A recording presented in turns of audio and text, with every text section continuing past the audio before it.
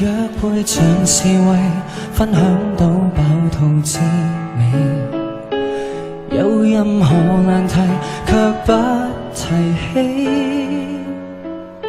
這若是浪漫，我怎麼覺得就快分離？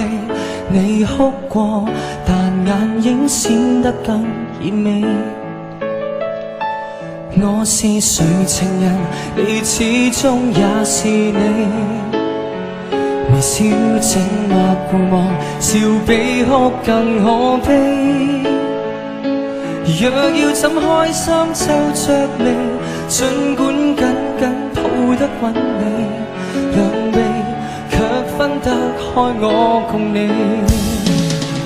無言的親，侵襲我心。